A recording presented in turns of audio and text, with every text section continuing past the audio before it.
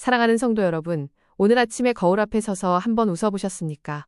오늘 우리가 함께 펼칠 성경 본문은 창세기 18장 1절에서 15절입니다. 제목은 왜 전능하신 하나님, 장막 뒤의 웃음이 이삭의 웃음으로입니다. 성경에 등장하는 가장 유명한 웃음, 그러나 가장 차가웠던 한 여인의 웃음이 오늘 이 장막 뒤에서 흘러나옵니다.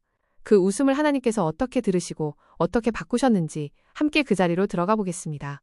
미국의 캘리포니아 대학교 교수인 심리학자 폴 에크만은 평생을 인간의 표정 연구에 바친 학자입니다. 그가 밝혀낸 놀라운 사실 하나는 인간의 웃음에는 무려 19가지 종류가 있다는 것입니다. 그런데 그 19가지 중에서 진짜 기쁨에서 우러나오는 웃음은 단 하나뿐이라고 합니다. 그것을 뒤샘 미소라고 부릅니다. 입꼬리만 올라가는 웃음이 아니라 눈가의 근육까지 함께 움직이는 웃음입니다. 나머지 18가지는 모두 가짜 웃음입니다. 어색해서 웃고, 무마하려고 웃고, 비꼬면서 웃고, 속으로는 조롱하면서 겉으로만 웃습니다. 본문 12절은 이렇게 기록합니다. 사라가 속으로 웃고 이르되 소리내어 웃은 것이 아니었습니다. 속으로 웃었다고 했습니다. 아무도 듣지 못한 웃음, 아무도 보지 못한 웃음이었습니다. 그것은 현실이라는 차가운 벽 앞에서 약속을 향해 내뱉은 얼음장 같은 냉소였습니다. 그런데 여러분, 놀라운 것은 그 소리 없는 웃음을 하나님께서 들으셨다는 것입니다. 그리고 묻고 계십니다. 사라가 왜 웃느냐? 본문의 배경으로 잠시 들어가 보겠습니다. 1절을 보시면 장소는 헤브론에 있는 마므레의 상수리나무 곁입니다. 때는 오정, 곧 정오입니다. 팔레스타인의 뜨거운 태양이 자결하여 모든 생물이 숨을 죽이는 시간입니다. 99세의 아브라함은 장막문에 앉아 더위를 피하고 있었습니다. 그때 세 사람이 나타납니다. 아브라함은 즉시 달려나가 몸을 땅에 굽혀 영접합니다. 여기서 히브리어 원문을 보면 매우 흥미로운 단어가 등장합니다. 아브라함은 그들을 아도나이, 곧 주여라고 부릅니다. 이것은 단순한 손님에 대한 예우를 넘어 영적인 민감함으로 하나님의 현현을 직감했음을 보여줍니다. 아브라함은 극진한 대접을 합니다. 고운 가루 3스아, 약 22리터로 떡을 만들고 기름지고 좋은 송아지를 잡습니다. 이것은 한두 명을 위한 식사가 아니라 잔치 수준의 환대였습니다. 식사를 마친 후 하나님께서 아브라함에게 충격적인 한 말씀을 던지십니다. 10절입니다. 내년 이맘때 내가 반드시 네게로 돌아오리니 네 아내 사라에게 아들이 있으리라. 그런데 이 약속을 장막 뒤에서 엿듣고 있던 사라의 반응은 어떠했습니까? 12절은 이렇게 기록합니다. 사라가 속으로 웃고 이르되 내가 노쇠하였고 내 주인도 늙었으니 내게 무슨 즐거움이 있으리요. 사라의 웃음은 결코 기쁨의 웃음이 아니었습니다. 그것은 자신의 신체적 한계라는 현실 앞에 약속을 비웃는 냉소적 웃음이었습니다. 왜 사라는 하나님의 약속 앞에서 감격의 웃음이 아니라 조소의 웃음을 흘렸을까요? 3가지 원인이 있습니다. 첫째, 생물학적 절망입니다. 11절은 분명히 말합니다. 사라는 이미 생리가 끊어졌습니다. 그녀의 판단은 의학적으로는 정확했습니다. 둘째, 세월의 상처입니다. 25년 전 아브라함을 따라 가나안에 올 때 가졌던 그 뜨거운 기대는 수십 번의 좌절을 거치며 이미 딱딱하게 굳어버렸습니다. 셋째, 영적 침체입니다. 하나님을 믿지 않는 것은 아니었습니다. 그러나 하나님의 능력이 지금 나의 이 늙은 육체에 임할 것이라는 기대만큼은 사라의 마음속에서 완전히 사라져 있었습니다. 이 절망적인 냉소 앞에 하나님은 어떻게 반응하셨습니까? 그냥 지나치지 않으셨습니다. 13절에서 하나님은 곧장 그 숨겨진 웃음을 향해 칼을 들이대십니다. 사라가 왜 웃느냐? 이 한마디가 무엇을 의미합니까? 하나님은 우리가 장막 뒤에 감추고 있는 불신앙의 뿌리를 건드리시는 분이시라는 것입니다. 치유는 어디서부터 시작됩니까?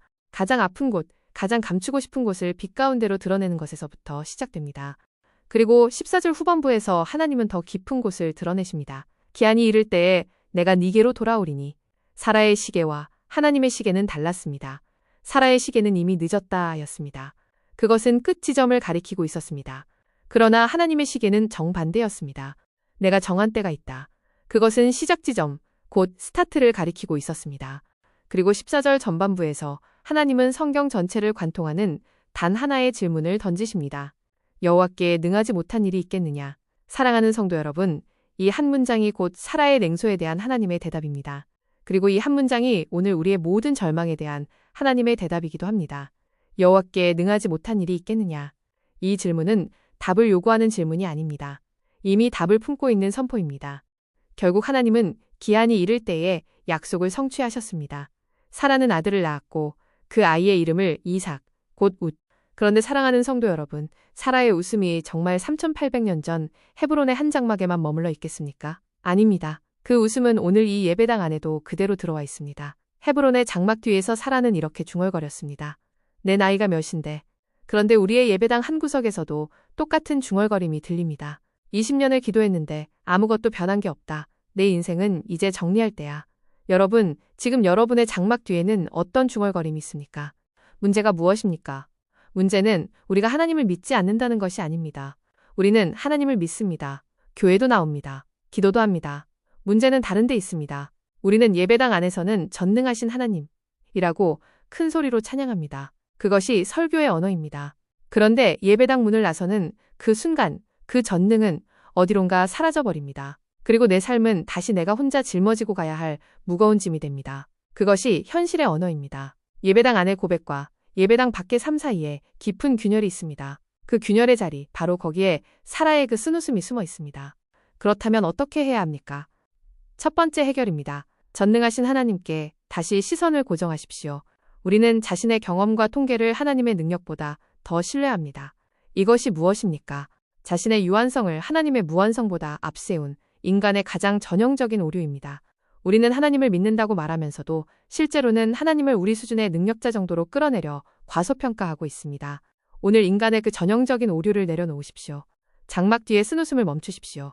그리고 전능하신 하나님께 다시 그 시선을 고정하십시오. 두 번째 해결입니다. 매일 우리 인생의 계산식을 재구성하십시오. 사라의 계산식은 단순했습니다. 89 내 현실 플러스 99 남편의 현실는 불가능. 더하면 더할수록 절망만 커지는 계산식입니다. 그러나 믿음의 계산식은 다릅니다. 여호와 플러스 89 플러스 99는 이삭, 곧 웃음. 여러분, 같은 89에 같은 99인데 결과가 정반대입니다. 무엇이 달라졌습니까?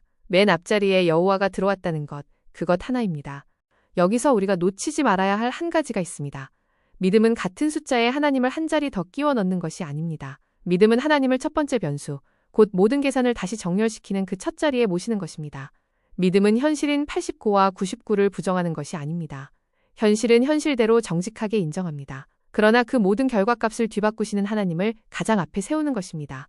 여러분, 오늘 여러분의 계산식 맨 앞자리에 누가 앉아 계십니까? 내 경험입니까? 내 통계입니까? 아니면 전능하신 여호와이십니까? 세 번째, 마지막 해결입니다. 이제 나의 소리는 끄고 주의 음성을 켜십시오. 사라가 들었던 소리가 무엇이었습니까? 자기 몸의 소리였습니다. 굳어버린 육체의 소리, 끊어진 생리의 소리, 25년 좌절의 소리, 세상의 통계가 내미는 그 차가운 소리였습니다. 그러나 신앙은 무엇입니까? 신앙은 내 몸의 소리가 아니라 하나님의 약속의 소리에 귀를 기울이는 것입니다. 오늘 내 몸의 소리, 세상의 통계의 소리는 잠시 음소거하십시오. 그리고 현실 너머에 계신 하나님의 약속, 그 한 음성에 귀를 활짝 여십시오. 사랑하는 성도 여러분, 장막 뒤에 차가운 비웃음이 마침내 이삭, 곧 진짜 웃음으로 피어났습니다. 사라의 그 얼음장 같던 냉소가 하나님의 손에서 환희의 웃음으로 바뀌었습니다. 오늘 이 시간 여러분의 삶에도 동일한 일이 일어나기를 축복합니다. 여러분의 장막 뒤에 숨어있던 그 쓴웃음을 하나님께 내어드리십시오. 그러면 전능하신 하나님께서 그 자리에 여러분만의 이삭, 곧 진짜 웃음을 반드시 심어주실 줄 믿습니다. 이제 전능하신 하나님에 대한 믿음으로 우리의 불신앙을 내려놓고 하나님의 약속을 향해 담대히 나아가는 저와 여러분 모두가 되시기를 주의 이름으로 간절히 축원합니다. 할렐루야, 아멘.